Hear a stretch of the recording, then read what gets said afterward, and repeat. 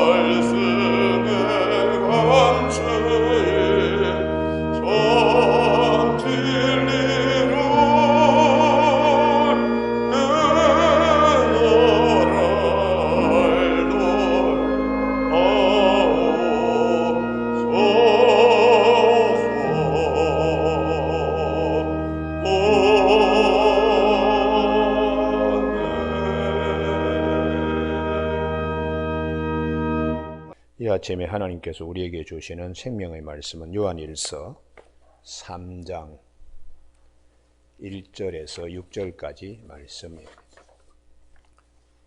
한 절씩 교독하시겠습니다. 보라, 아버지께서 어떠한 사랑을 우리에게 베푸사 하나님의 자녀라 일컬음을 받게 하셨는가. 우리가 그러하도다. 그러므로 세상이 우리를 알지 못함은 그를 알지 못함이라.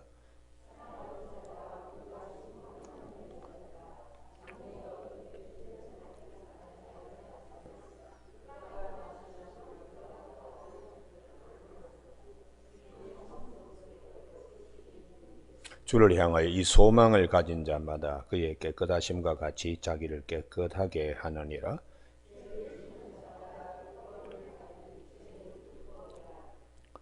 그가 우리 죄를 없애려고 나타나신 것을 너희가 아나니 그에게는 죄가 없느니라.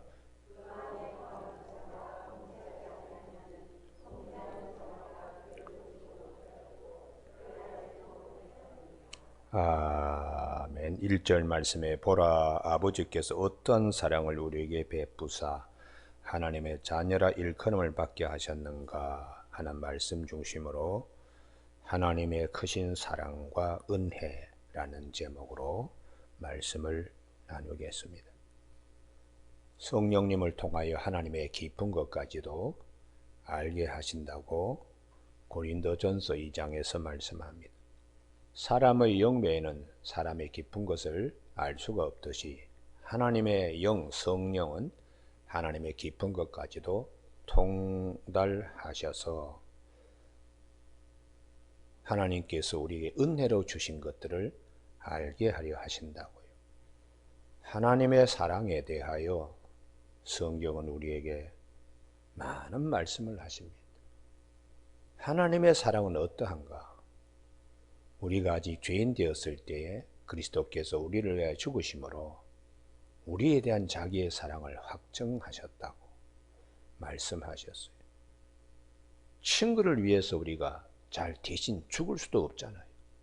그런데 죄인을 위해서 죽으신 우리 주님, 그 아들을 십자가에 보내시기까지 우리를 사랑하신 하나님.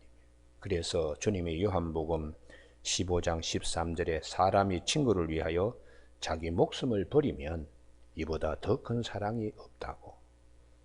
친구가 아니라 죄인을 위해서 자기 목숨을 버리면 이것은 뭐 말할 수 없는 사랑이지요. 그래서 사도 바울은 로마서 5장 5절에서 하나님의 사랑이 우리에게 이렇게 부음받았다. 아낌없이 주셨다는 거예요. 우리가 물을 부을 때에 쫄쫄쫄 이렇게 따르지 않잖아요. 그냥 아낌없이 바닥이 다 드러나도록 부는 것처럼 하나님의 사랑이 우리에게 이렇게 부음받았다고 말씀하시는 것입니다. 그래서 사도 바울은 우리의 속사람이 성령의 능력으로 강건하게 되어서 그리스도의 사랑이 어떠한지를 알아야 된다. 그 높이와 깊이와 넓이와 길이를 깨달아서 하나님의 사랑이 어떠한가를 아는 것이 성령의 우리 속사람 능력으로 강건하게 한다는 것이. 오늘 아침에 사도 요한은 요한일서 3장 1절에서 보라 볼지어다 굉장히 큰 어조사입니다. 눈을 부릅뜨고 이 글자를 보라는 것이 아버지께서 어떠한 사랑을 우리에게 베풀어서 우리를 하나님의 자녀라고 일컬음 받게 하셨는가. 여기 말씀 속에 감동이 밀려오기를 바랍니다. 할렐루야. 사도 바울은 나는 예전에 형편없던 사람이었다. 비방자, 폭행자, 박해자고 죄인의 개수였는데 나를 궁일이 여겼어. 하나님이 나를 이방의 전도자로 그릇으로 택한 거 생각하면 참 그 사랑 말할 수 없다는 것이죠. 그래서 내가 참 주님이 주신 직분을 충성스럽게 감당할 수밖에 없다고 디모데전서 1장 12절에서 말씀하고 있습니다. 여러분 오늘 아침에 그러면 이렇게 하나님의 사랑이 우리에게 이렇게 부음받은 하나님의 자녀가 가져야 될 믿음이 또한 무엇인가? 2절 대단히 중요합니다. 사랑하는 자들아, 우리가 지금은 하나님의 자녀라. 장래에 대하여 어떻게 될는지 이 부분입니다. 장래에 어떻게 우리가 될지 아직 나타나 있지는 않지만 그가 나타나시면 우리가 그와 같을 줄을 안다는 것이, 할렐루야, 이것이 대단히 중요한 말씀입니다. 여러분, 예수님이 오셔서 아담이 저질러 놓은 죄악된 세상, 어둠과 사망의 왕노를 하는 세상에서 둘째 아담인 예수님이 오셔서 다시 이걸 다 정리하는 것이, 사망의 독이 세상에 가득한 이곳에 주님이 오셔서 생명의 왕노를 하는 나라로 바꾸시게 되는, 거기에 하나님의 자녀들이 어떻게 바뀌는가. 그래서 예수님께서 오셔서 병든 자는 고쳐주십니다. 귀머거리는 낫게 하시고, 그리고 귀신 들린 자는 고쳐주신 것은 주님 안에서 다시 만물이 새로워지도록 하시는 걸 보여주시는 겁니다. 그러면 신약시대의 성도의 제일 마지막은 주님의 부활에 참여하는 것이, 그 영광에 참여하는 것. 그러므로 오늘 우리는 주님이 다시 오실 때 그때를 기다리며 육신의 장막에 지금 갇혀 있습니다. 그러나 눈먼 자가 눈먼 자리에 갇혀 있는 것처럼, 귀신에게 들린 자들이 갇혀 있는 것처럼, 예수님이 오셔서 고쳐주시듯이 육신의 장막에 갇혀 있는 우리들을 주님께서 새롭게 해주십니다. 만물을 새롭게 하신다고.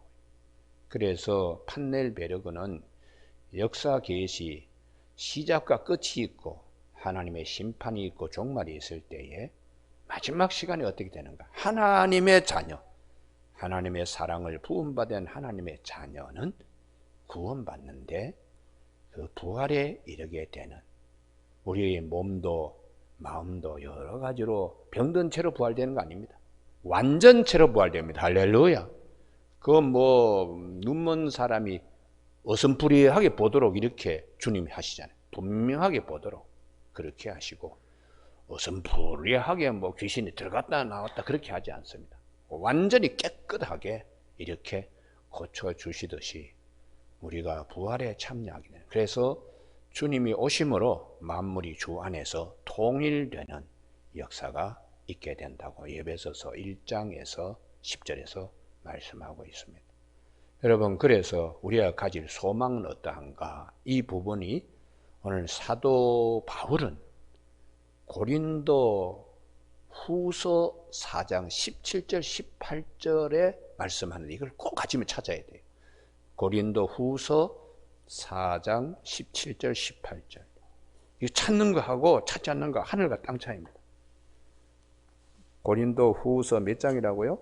4장 17절. 입으로 외우고 눈으로 보고 손으로 찾고 그렇게 자기 것이 됩니다.